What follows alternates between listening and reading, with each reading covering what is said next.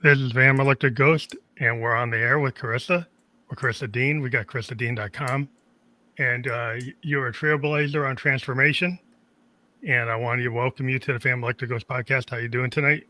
I'm good, Phantom. Thank you so much for having me. I appreciate it. Want to let people know that we are a podcast on the Newsly Network. You can see that code below. There's a little scrolling thing with a coupon code. You check out that coupon code of Ghost, and you can listen to us on Newsly later tonight, and that's free for anybody who uses that code. They can check us out on that platform. They are sponsors, that we have mentioned them. Other than that, we always ask a couple questions before we get into your story. What motivates you, and why do you do what you do?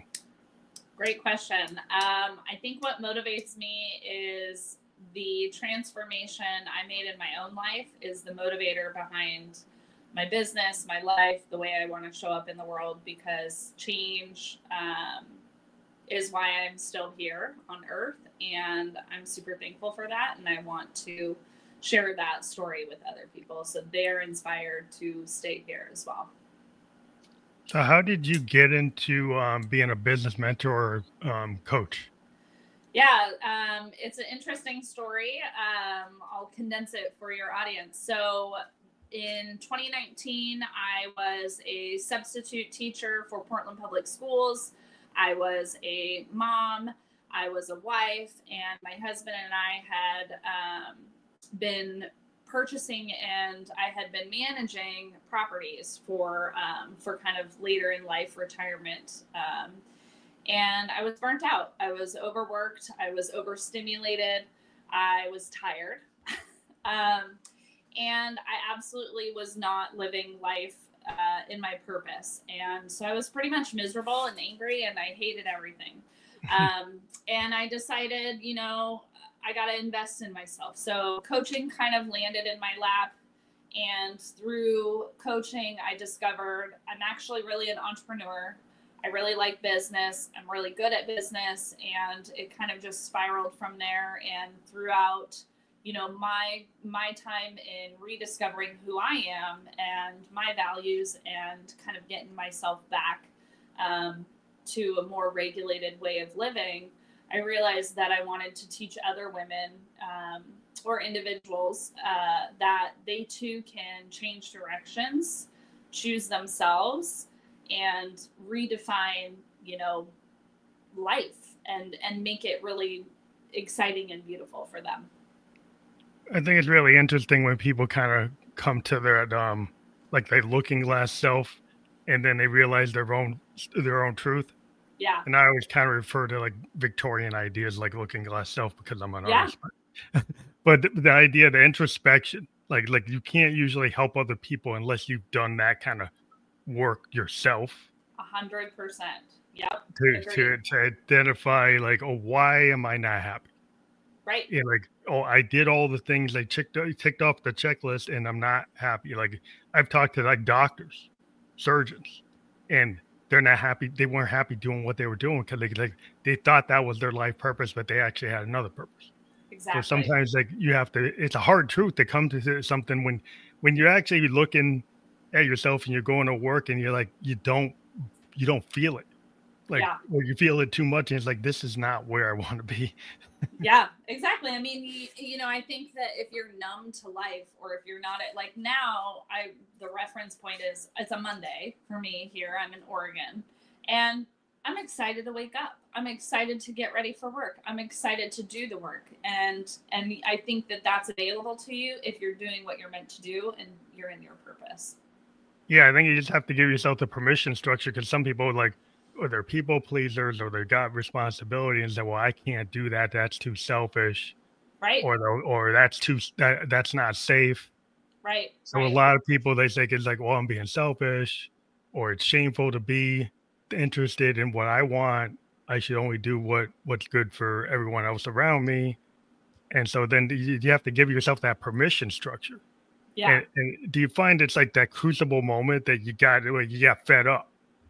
And then, yeah, I got fed up. I got to this breaking point, right? It was kind of like the fall to your knees am I going to stay on earth or not anymore? And I don't think it has to be that dramatic for people, but, you know, like you mentioned, you know, you're numb to life, and you're not in your purpose, and you're not excited.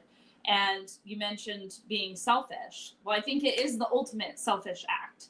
But the thing about this that needs to have the perspective shift is, it is selfish. It should be selfish. And if we actually got a little more selfish and we're curious about our path and our purpose, and we started living in that, the world would actually be a lot better of a place, because people who are living in their purpose and living in their passion are a lot happier. Well, they're a lot more aligned, you know, with the universe. So you think about the universe as like, I'm a Buddhist, and we feel like, wait, we all have a path.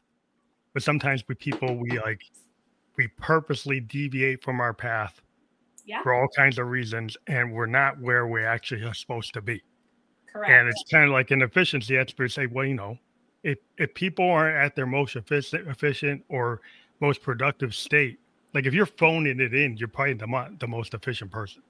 If you're able to actually be a creative or do what you're passionate about, you're bringing your A game like all the time. Exactly. Versus like somebody who's phoning it in. Well, everybody knows what happens when you're phoning it in. You make mistakes. Things are kind of mediocre. It's not exactly where it could be. So the whole planet, if people are more aligned, the outcomes would be better overall. Absolutely. Yep. That's exactly it. It's all about figuring out who you are, and that is alignment. Yeah. It's like frequency. Like as a musician, it's like we deal with like what we call noise, dissonance, discordance, and then harmony and melody. Yeah. Now, not every song is only melody. Some songs have build up, sometimes have space where there's nothing going on, or there's noise or discordance or something that's a little off. And sometimes like the whole picture has to have all the elements. There's like pillars. Yeah. And what some people don't realize is like you have permission to make mistakes. You know, like we call in the arts are like happy accidents. If people dread the actual happy accident because they're so scared of the feedback loop, or it's going to be terrible. Well, you can't bake a cake without breaking some eggs. Yeah, exactly. Yeah. And I think some of the most beautiful music or creative things that we have in this life were accidents, right? Yeah. Like a lot of the best stuff is a happy accident. And I think that is what we should be looking towards as motivation to just try. Yeah, because I mean, safety is not always where the artist lives, or creative folks live. You know, like you get the Steve Jobs, in Wozniak. They're like, why not build something? I know IBM's already doing it. I know all these other companies are already doing it, but we could do it. Like, why? Because we got a different idea. And some people look at it and say, well, you know, I can't. Like, if you're an author, it's like, well, there's already James Joyce. There's already, you know, Shakespeare. I can never match that, so I can't. I don't have anything to say. Which is not the truth, because every human being, your secret sauce is how you interpret the world. And how you interpret the world is not exactly how anybody else does. And so if you actually give voice to that, there's a place for that. Absolutely. Yeah. I'm always telling people, you know, you have a unique voice, and the way that you're going to speak is going to touch someone differently than the way that I would speak, or that you would even speak. And it's so powerful, and we should all be doing our magic. We really all should. Because the algorithms like to clone things. So we live in a world where like the next cat video is more likely with the song they tell you to use to get actual people engaged. But is that engagement actually productive? I would argue there are situations where the number of views don't equal the number of opportunities. 100%. You could actually present something to the world, and the right person sees it because they're in the right frequency, and then you get an opportunity. Yeah. You know, so you don't always have to. I was able to interview a Grammy award-winning producer because he saw a podcast that I put on like an Instagram, a reel, and it didn't get a lot of views. It only had maybe like 100 views. but he saw it and it spoke to him, and then I got to do that interview. So that doesn't Amazing. always tell you people like the tech bros want to tell you like you got to have this kind of engagement or you're a failure. Right. Because it's in their interest because they make money off of Exactly. you paying for the ads and paying for this and paying for that. But it's like you have to understand, does something speak to you? Are you passionate about it? If you put it in the world, I think the law of attraction will allow things to happen. Absolutely. Yeah, I totally believe in that. And I think, you know, there are people out there with a million followers who make no money off of it. And there's people like what you were saying who got 100 views off of something and had a great opportunity to, you know, to interview somebody who is super famous. That's amazing. Yeah, I mean, you never know what you can do. I mean, you can end up talking to people that you don't think you're in their lane, and it's all kind of Exactly. about you. I mean, it's like if you start giving yourself permissions, like, oh, I'm not scared to talk to the CEO or talk to a film director or talk to this author or talk to an actress. You know, Yeah. like, why would you be scared? They're all human beings, right? So you find something that you can relate to, even though people tend to put people on such pedestals. Yeah. And then feel like, well, I can never match that. And then you don't even try because you don't even think you can be in the same zone. Yeah. Oh, it's so true. I did a giant research on networking. And what I found was the people who went to networking events and didn't talk about business, right? Because you go to a networking thing and you think, okay, I'm here to talk business. The people who went and just were themselves, talked about their dog, talked about going kayaking, talked about their partner, talked about food, they actually made meaningful relationships that benefited their business. And the people who were there who introduced themselves, hi, I'm Mark and I sell insurance, like elevator pitch. Yeah, they didn't benefit from the networking event. And so really what you're saying is the more human we are and the more down to earth and relatable we allow ourselves to be, the more the universe is like, okay, they're in their authentic being, they're connected, they're tapped in, they're turned on. Let's make sure that they're receiving more so that they do more of it, right? And I think that that's what's missing right now, I would say, with social media, with AI, is there's a lot of negative reinforcement around what's authentic and what's real, because some of the realness isn't as quote unquote likable. Yeah, well, there's a problem with some of these algorithms, like on job services.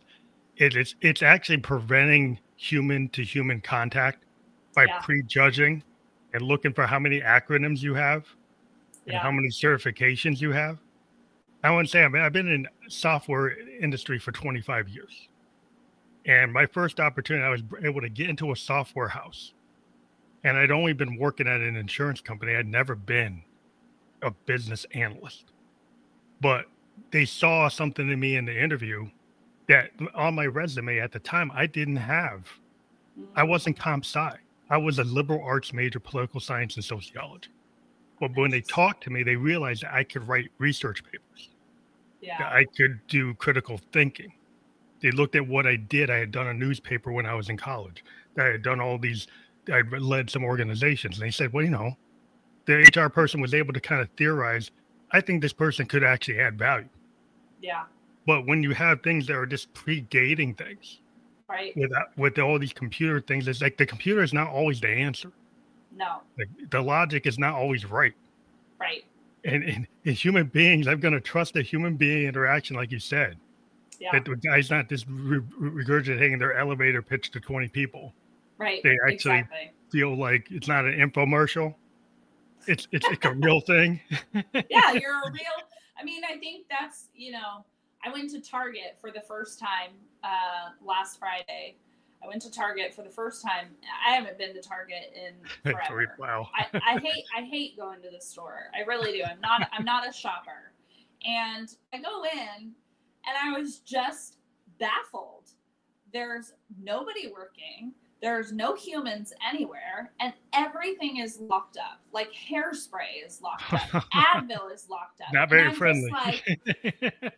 And then we wonder, why we're feeling disconnected from each other. It's because we've taken out humanness, and the humanness is the authenticity. Like, we are meant to live it together and to help each other and connect. And I think that is so sad to see, and I'm hoping that the next generation, that pendulum swings a little bit, because we got to hope that the Silicon Valley bros are telling everybody that the automated McDonald's is the solution, when everybody really knows that if you're in LA, you want to go to the food truck. Yeah. Right. You want to go to the restaurant, everybody on the street saying that's the restaurant. You don't want to go to the robotic fast food joint just because the tech people tell you that that's what sells, because they want to sell the robots. Right.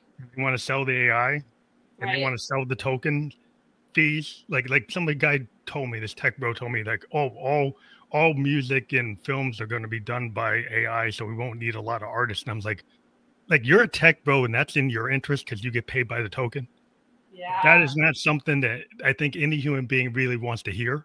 No, because the heart of a voice is the voice. It's not the circuitry. It's not the circuit board.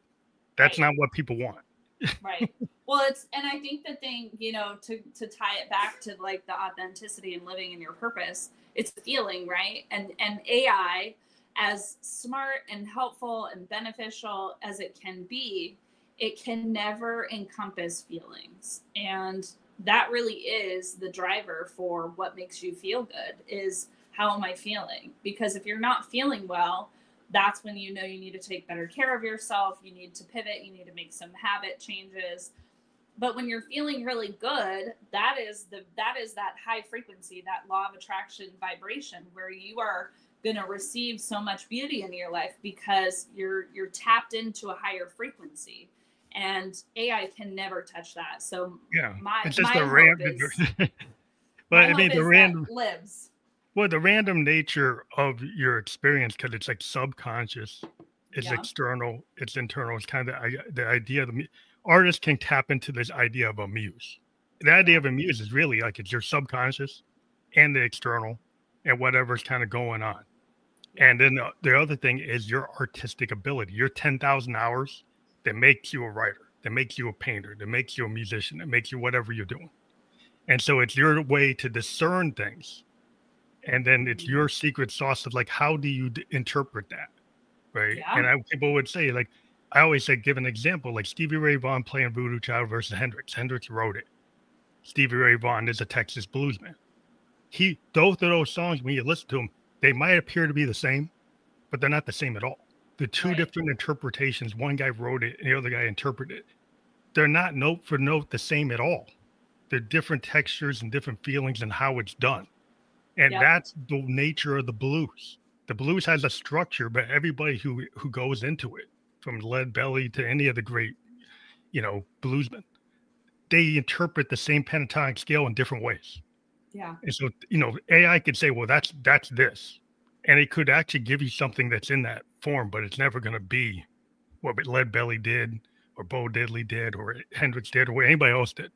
No. Going forward in the past or now, it's like it's never going to match a human being.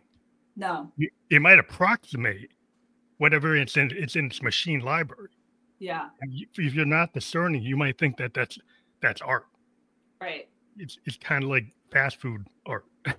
Yeah. I mean, oh man, I hope it doesn't get to that. And I think what makes people and humans so unique is the history. And so AI doesn't have the history, right? Like when you listen to a musician, you can feel their pain, you can feel their joy, especially if it's their own lyrics, right? Because that's their story and their expression of themselves. And I really, I don't think anyone can ever tap if you go see a play magic. But you see a play in New York, like an off-Broadway play, and you could go see it every night, and then check the actor is actually maybe doing the same lines, but the way they do it every night is their artistic, that's their secret sauce. How they feel in that, on that stage that night, based on what the audience is doing, what happened to them that day, what happened in the moment. It's like a flow state thing. And it's kind of like a painter. Yeah. That puts down a brush stroke. It's like in the moment, it is what it is. Right. And it's like it's captured in that moment, and it's never going to be exactly the same. No. And that's what we can do, that as humans. And that's the value that some people don't actually understand. Yeah. And and that's where people, you can give yourself the permission, because you don't have to clone Shakespeare. Right. You don't have to be Orson Welles. You don't have to be William Blake. You don't have to be Beyonce. You don't have to be Taylor Swift. You could be you. Yeah. Yeah. Exactly. And I think that if more people gave themselves that permission to be selfish and to find out what their secret sauce is, I think the world would be a lot more inviting for people to go out and experience. It's really like a growth mindset, right? Or what would you call the mindset? Yeah, I would call it a growth mindset or a solution-oriented mindset, where you're just looking at life and you're like, how does it get better? I use the line with all of my clients. I mean, I use this line with everyone. It's like, get curious. How can you get more curious about this? And I think the moment your curiosity ends is the moment where your stagnation begins. And when we get stagnant in life, that's when our creative and artistic and inventive abilities die, because it's basically saying nothing's ever going to change. It's never going to get better. And so you stop living in those moments. And I think that's why you have to keep getting curious, because it can't always get better. There are multiple pathways, like you had mentioned, you're Buddhist. There's multiple ways of being here, and there's multiple pathways, and there's so many choices. And just because you saw it mirrored for you one way in your childhood or, in your adulthood, doesn't mean that there's not different multiple ways. Yeah, multiple that's ways the thing. of living. That's the way we, like in software design, I started, I'm a child of the 70s, started on mainframes, very structured, take a long time. Now we're living in the agile age where things are like blockchain, things are, more advanced. And we go with this idea of iterative development. Yeah. And basically we don't know what we don't know. Right. Exactly. And so we allow ourselves to have the 0.1, 0.2, 0.3, 0.4, 0.5. So we're never really done. And so when I first started, like in a mainframe concept, you had to have this kind of waterfall idea. You had to know everything. You couldn't release it till you had everything, but we never really knew everything. And so we'd have all kinds of bugs and all kinds of problems. Not that we don't have the bugs, but we're willing to at some point say, we're going to put it out and then we'll adapt it as we get more information. Yeah. And this is like knowing that technology is exponential. So I have to constantly learn new tech in the industry I'm in. I'm never kind of like, I know it all. I can never act like I know it all, because I might have been really good at COBOL, but COBOL's not the thing. Like the thing is totally different. And I might not know everything about AI prompting that the guys at OpenAI know. I learn as much as I can, but I know I don't know everything. Right. And that's the first thing. But when you run into people who think they know everything, then that's like the danger side of red flags. Like, there's no way you know everything. Right. Yeah. So you might be very good. Yeah. But you don't know everything. Yeah. And you have to have that a little bit of humility and willingness to actually, progress. And if you think you're done, you're not done till you're out of here. Yeah. Well, and I think that's that's a little bit of like the ego battling itself, because I think most people fall into that category because it's exhausting, right? Like you're probably exhausted of like always having to learn, always having to like, I mean, right? There are days where you're just kind of like, man, can it be the same thing? I would like a baseline, but it's not the way things are. It's just not the way things are. And that's been my experience ever since I got into the personal development world and coaching. It's like the learning never stops. Like life is constantly smacking me in the face with lessons. And then I'm meeting clients or new clients, and I'm able to be like, oh, that just happened to me. I got you. Let's talk about it. Because if you have that growth mindset and you're committed to the curiosity and, you know, expanding yourself, right? When we know better, we get to do better. You will constantly be in a mode of learning. And most people don't want to do that because it's exhausting. Because it could be a lot of anxiety, because like people want to feel like they're the expert. They want to know they're the SME, they're the key person dependency. They want to know that they know everything. And okay, you could know somebody that's in business and they know this process backwards and forwards. But guess what? The company's not doing that process anymore. It's being re-engineered. And then that person who is that key person dependency then feels like, oh, I'm being thrown away. Yeah. Because they got locked into thinking that that's who they are. Right. And instead of thinking, like, I've kind of lived my life bouncing around as a consultant. Never stayed anywhere. And my pop stayed as an insurance agent for 25 years. Yeah. He was comfortable doing that. And the world was like that. The world's not exactly like that anymore. And so we're on the cusp of this whole revolution where people need to have critical thinking, but our education system didn't really teach that. Absolutely. It taught people to be like agricultural and industrial workers, pushing the same button, showing up in the cube, having repeatable processes. And now we're telling people that you've got to do what I'm doing all the time. And the anxiety level is going through the roof because don't have the ability to run the logarithm, to run the algorithm, to run, like, can you do this thing 5 different ways? Why?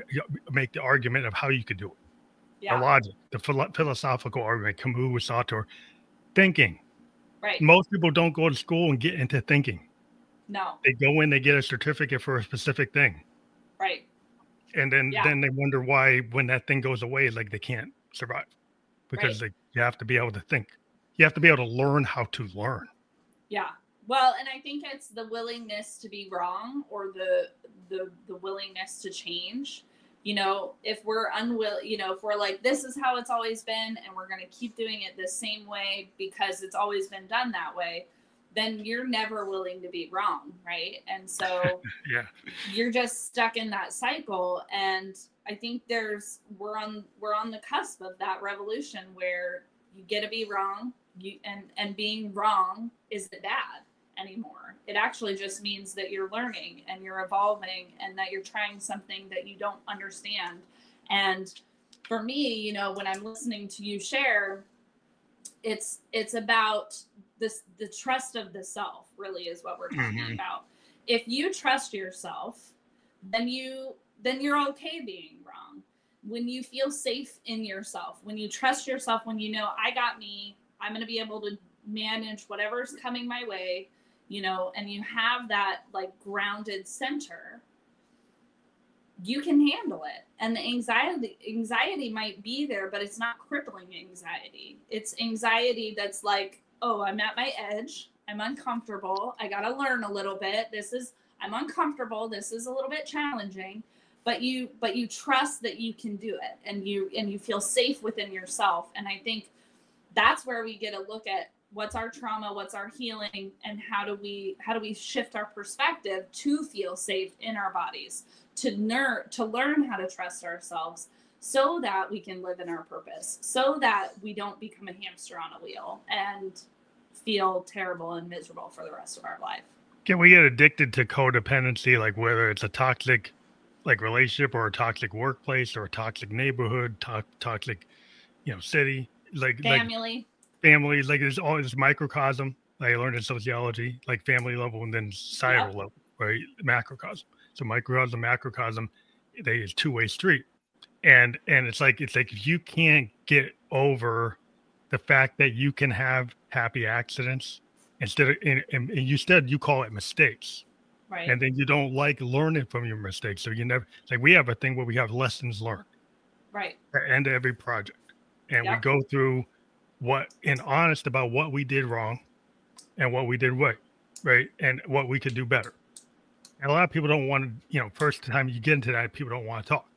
Nobody wants to put up the hand. Nobody wants to say that they're the one that made a mistake. They want to just talk about the things they did good. Right. But once you start being confident to actually point out where you actually had the errors, because they think they're going to get the bad performance review.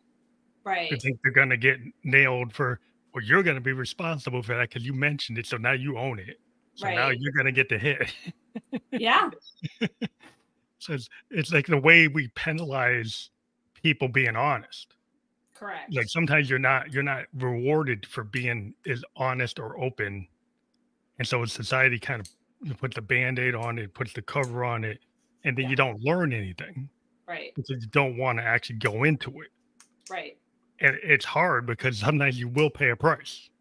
In some organizations, you might pay a price, and that might lead you to another organization because it's like, oh, I'm not really meant to be here because they don't align.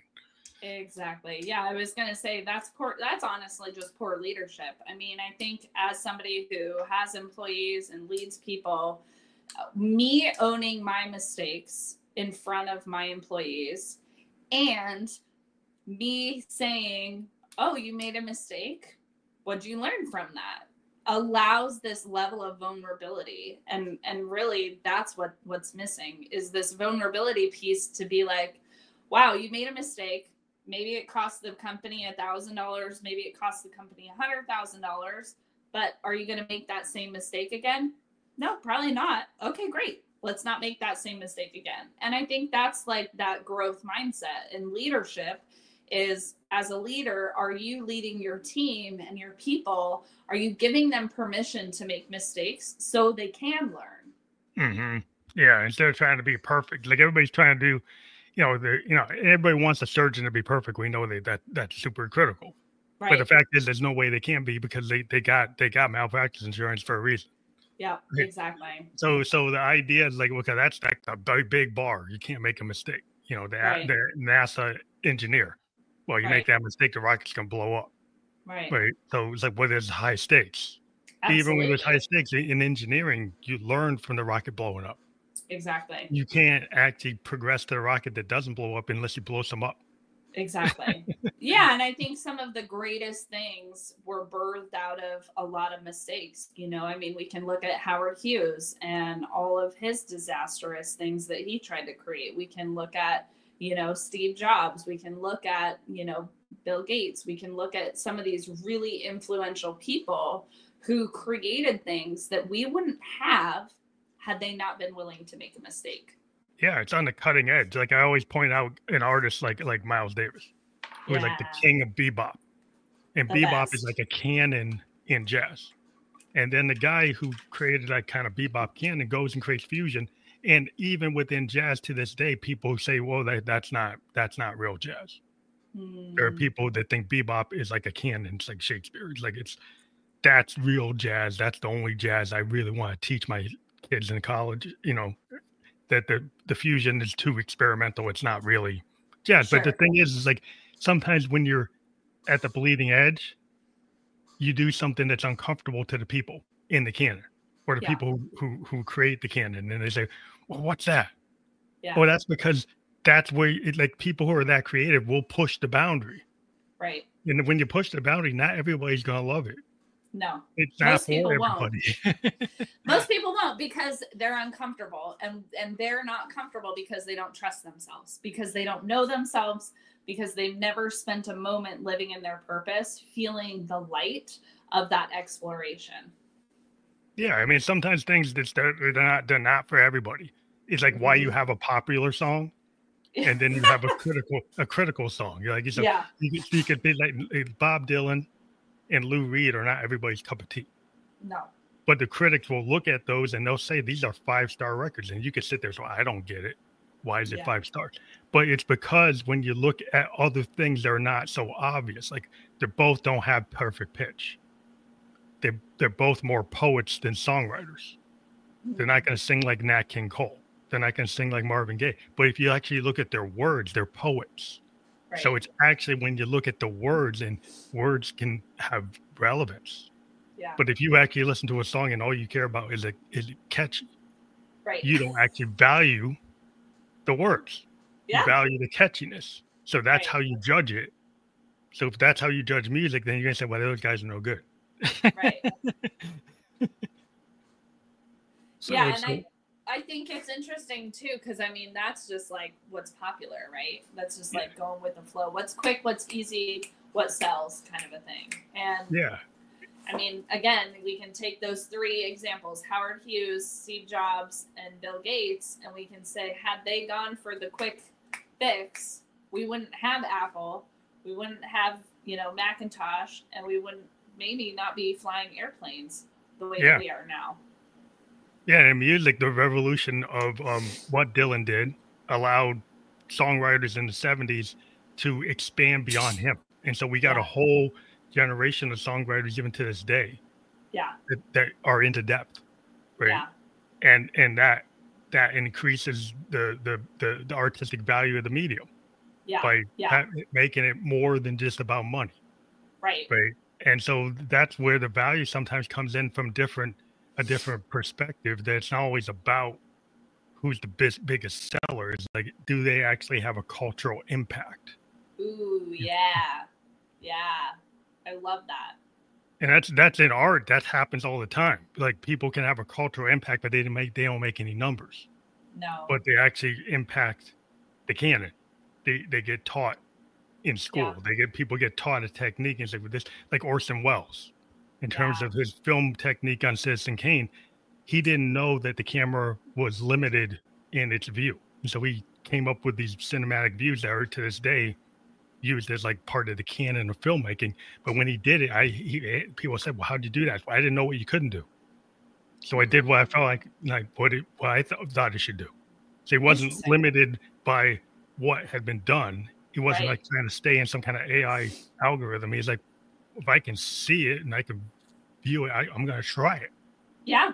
I don't know it's wrong. I love that. Yeah. And that's I always look to people like that. It's like that's the genius. It's like the Frank Zappas, the Orson Welles, the Dylans, the Hendrixes. Like, and you can those are artists, but I can equate that to the work I do in software. Absolutely. It's like people do, if you're doing something that's kind of cutting edge, it's not always like making people happy. Yeah. Well, you apply it to anything, right? Books, podcasts, anything that you do in life. If you put your secret sauce, like you say, man, oh man, what's possible for you? So if you're going to like a time travel and give yourself some advice, what would it be to, in terms of like where you had your big epiphany? What would you say to yourself about like things that you could maybe do better or differently? Yeah. There's a lot. It's a loaded question. It's a hard question. It's a good question. I think there are a lot of situations in my life where they ended poorly because I wasn't trusting myself.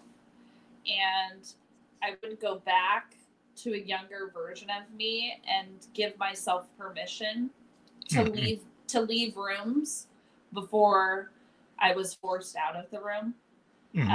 If that makes sense. Because I think some grace. I think I tried to stay in situations that weren't meant for me longer than I should have, and it was to my detriment as well as the other people who were in the experience with me. And that's like my only regret in life, is that I tried to force something because this is how it's supposed to be, and you're supposed to show up. And you suck it up and you do it and you keep showing up because you made a commitment. And really, when you know that it's not the right thing for you anymore, I really think that you need to give yourself the permission to walk away before you like hit that really hard roadblock where you're forced to walk away, or there's a huge, outroar of drama or chaos or whatever.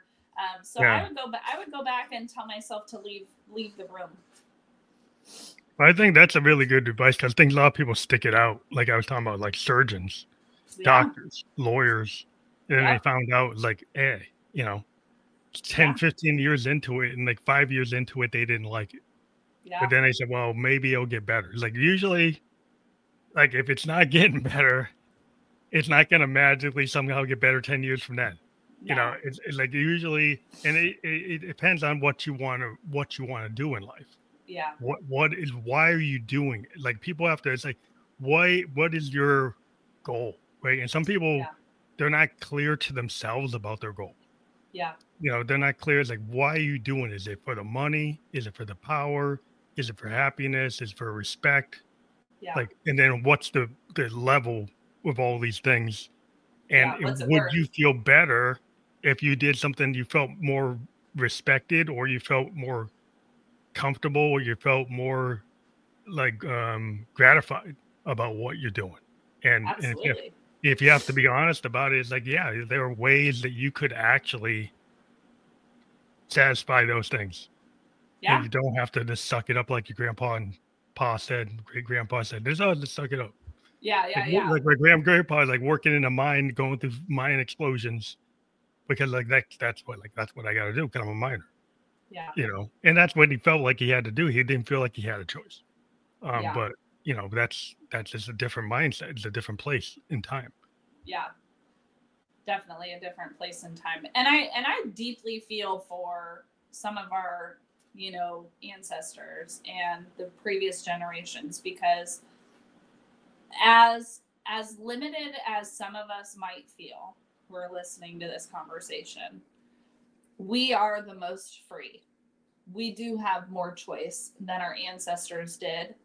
And I think it's our responsibility to trust ourselves and take some bold leaps and live more aligned and more in our purpose, because our ancestors couldn't. And so we should take those risks, because, we don't have to go to a mine. We can say, what, this is insane. I'm not doing Why would I do this? Right. And we can make those changes. And I think we should. Yeah, I mean, it's a hard thing because some people are still in the mindset. Yeah. You still got families that feel like, well, that's what I should do because grandpa did it and great grandpa did it. And that's like what I Yeah. should. Like, do you really? Just because they did it, is that really aligned with where you are? And Exactly. people feel like they have an obligation to continue Yeah. some lines. And there's a lot of pressure. It And is a I lot. understand that. Like, people might look at that, people like, oh, they're inheriting all this. But then look at all that pressure that's on that. Yeah. Maybe you don't want to be in their shoes. You might think you want to be in their shoes, but Yeah. you probably don't. Well, and I think if you could have those vulnerable conversations with your loved ones, I think when you got down to the bottom of that conversation, I think they would want you to be happy. Yeah, I mean, because at the end of the day, it's like, what are you're gonna wreck your health. You're gonna wreck your quality of living. So what's the point of being on the planet with your quality of living is like zip? Exactly. Because you only have so much time. That way, as a Yeah. Buddha, we believe we'll get on the next plane and we'll get Yeah.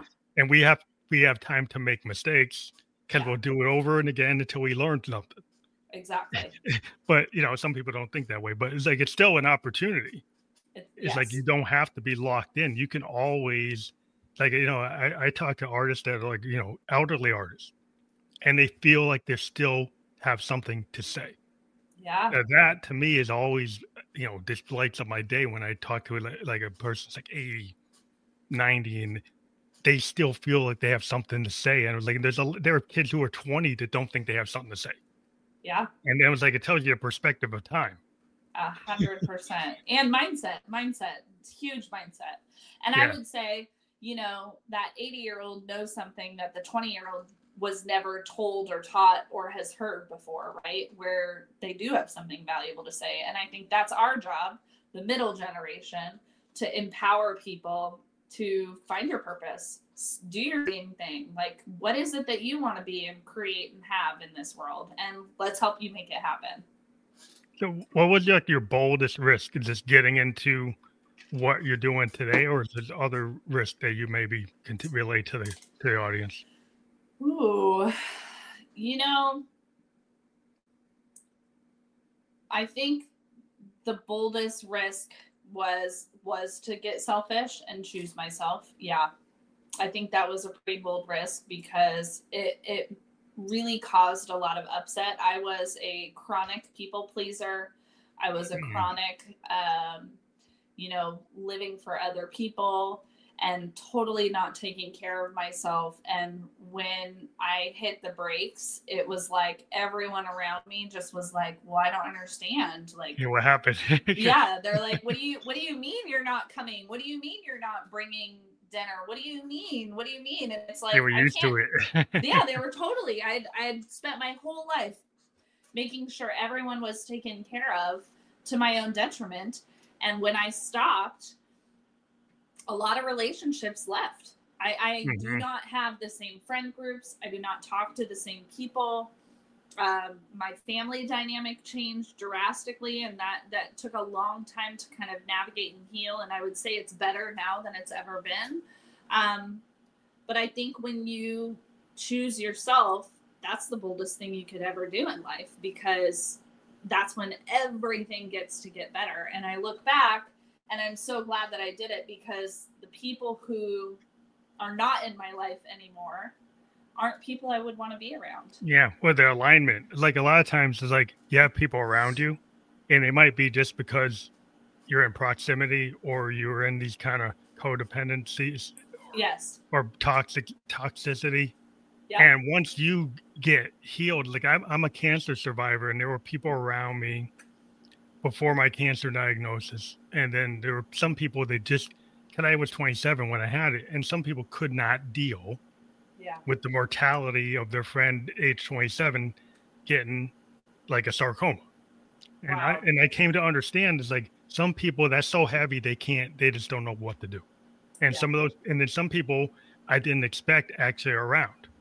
So I come to, sometimes it's like a law of attraction. The people who are on your frequency, like once you really know where you're supposed to be, then you have alignment. Yeah. Where you're like in the music, you're in tune. Yes, so exactly. Sometimes you can be out of tune. You can be in like that discordant state, and then things aren't coming together. It's like everything's like coming out noise. Things aren't aligning. I'm not getting opportunities because you're not in the right frequency. But once you're in tune, then people tend to come around because it's pleasing, or it feels like, it's comfortable, or it's safe for people to be around you. Yeah. Or there's opportunities around you. Yep. So people feel like, whoa, if I'm around this person, I feel like I'm on a growth curve. Yeah. Well, who wouldn't want to be like in that situation rather than on the downward spiral? Yeah. I choose up, man. Yeah, that's a hard thing, because some people feel like in the arts, they're like, oh, we got to be around the edgy on the down. Yeah. Like, but being on the down sometimes doesn't get you anywhere. No. Right. So it's it's not hip to just be like depressed all day. No, it's not. And so like it can be a place that you can have a cathartic exercise in your art. Yes. But you shouldn't put yourself in that place to create your art, thinking that's the only way you can create art, which is a mistake that sometimes artists make. Yeah. Because then it puts them in a bad place overall. You got to remember your pillars. Yep. Like your mental health and your heart and your soul and your body. If those things are out of alignment, it's not going to work out. No. And that's the thing is, people always come to me, and, because I love business, I'm good at business. I like to teach strategy. And they say, well, my business isn't working. And I'm like, okay, how do you feel? Because it's a direct reflection of how you feel. What's happening in your life, in your business, in your relationships, that is the direct connection to your physical, mental, and emotional well-being. And so if you are not seeing what you want in your life, it's probably because you're ignoring one of those areas. Yeah, so your foundational pillars. Like people forget about nutrition, they forget about their health, they forget about the mental health. Yep. So I ran into a guy that was a coach, and he had 6-pack abs, looked like a total physical specimen, but he said mentally he didn't see himself that way. So he was like, his business wasn't working well because he wasn't actually seeing what other people saw. Yep. He saw, when he looked in the looking glass, he didn't see the guy with 6-pack abs. So he had to work on that. Once he got in alignment, then his business aligned because he needed to align. But it was like just thinking because he had the physical 6-pack abs and looked good, doesn't mean that you actually are there. Sometimes you have to look at the other things. Well, you always have to look at the other things. always. I mean, a lot of millionaires, a lot of multimillionaires, a lot of billionaires are not happy people, And it's because they went for the money, they got that success, and the other areas are now suffering.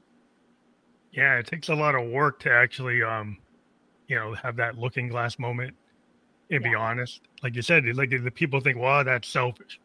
Oh, that's me being too, like I'm being too uppity in myself. It's like, well, this guy's always on this trip. Like, it's like, well, why is he so dynamic? Why is he able to go on stage? Why is he able to do that presentation? Why are they able to do that? Well, stop thinking about why he can do it and think about like how you could do it. Yeah. Within yourself, and not just run into the comparison trap. Yep. Exactly. Then you get resentment. We start resenting other people's success instead of like, you're going to spend all your energy being a hater. Are you going to take your energy and actually try to do something? Yeah, definitely. Yeah, that's always difficult because it's like, I don't mind constructive criticism. I work with editors. I work with, people, focus groups, all kinds. You want feedback, but like somebody just saying, I hate it, is not very constructive.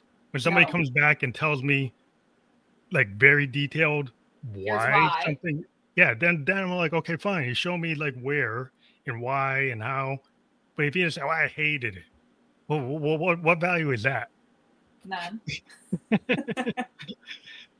Like, you spend the energy just going around saying you hate everything without giving anybody any solutions. Right. You have to at least point out like, what is your alternative? Yeah. What are you hoping to see? Yeah, and even then, you take it or you leave it. But it's like, it's good to be open to that level of critique, which is hurtful to every artist would admit. There's like somebody, they think they got the best thing, and then they get this response of like, that's not kicking. Yeah. And you're like, I thought it was the best thing. But did you spend some time tweaking it? And you're like, okay. But it's like that's why you have to kind of put things in the world so you don't have a tunnel vision, right? Yeah. And there's always more. There's always more to learn. I mean, the growth, it doesn't stop, like you said. So, what kind of guilty pleasures do you have that maybe people wouldn't expect that you have? Ooh, I love champagne.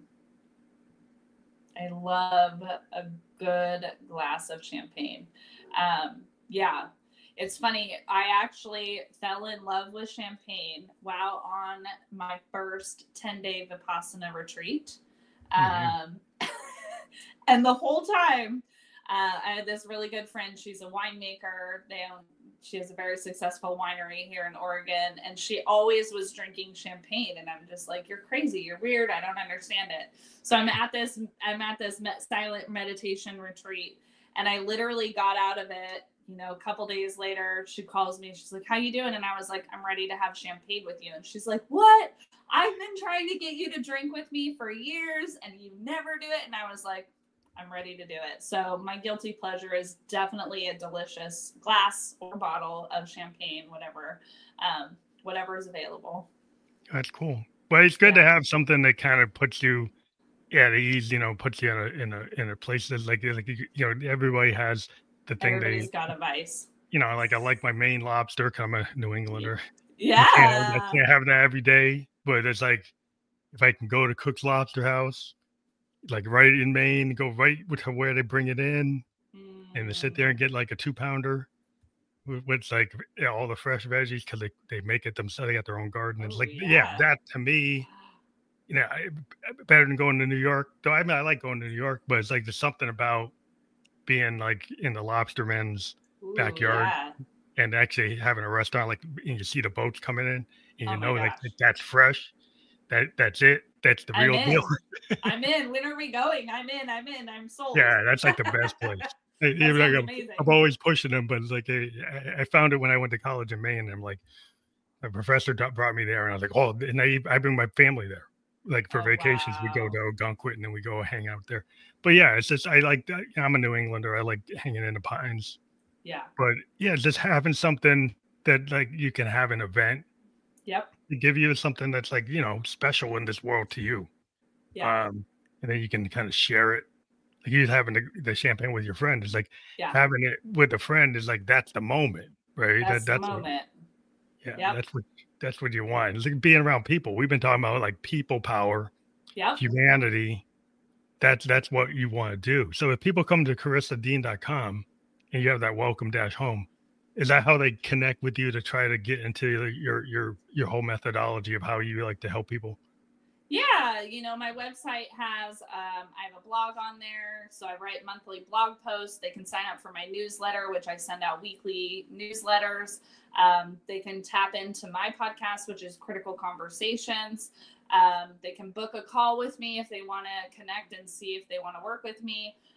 Lots of free resources available because I think, there's a stigma in the coaching world that you have to be, spending a lot of money to receive good coaching. And I don't think that's true. I think coaching is the thing that changed my life and helped me get into my purpose. I always say that I didn't choose coaching. Coaching chose me. It's my purpose. It's what I'm meant to do in this life. It lights me up. It gives me a lot of energy.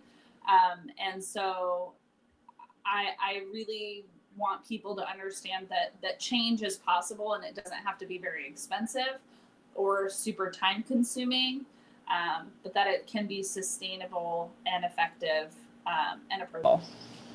I think that's a good message because you want to be able to let people know. And some people think you can't be a musician unless you got a Steinway piano. Yeah. You got like $10,000 guitar. And like you don't always have to have the most expensive instrument, right, to actually carry the message, right? Yep. And so it's the same idea. Like they don't have to have the most expensive course, right? That if something speaks to you, it speaks to you, and it's not always about the monetary. But we live in a capitalist society, so everything's like, the $10,000 watch has got to be better than the Swatch. Yeah, but maybe it's not because like I like the Swatch. Yeah, it works for me. Like it. Like I don't need it. I don't need that. So and you're not in credit card debt for it. Like wow, so like, amazing. What am I trying to do? It just like it doesn't. Like, well, I'm trying to get in this club, so they got to see that I got it. So okay, well that's what you're trying to do. I know why you want your accoutrements, but like you don't really need it. Right. I don't need to be in that club either. Probably not. Yeah. But I want to thank you for being a guest on the Family Life Coach podcast. It always goes by quicker than we ever imagined, but appreciate you taking the time to be on the show today. We were just live on Facebook, YouTube, and Twitch.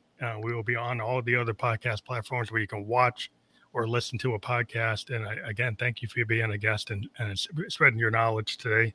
That's what we love to, when we talk to people, all the time, to hear their voice. Thank you, Phantom. Appreciate being here. Thank you very much. Have a great night. You too.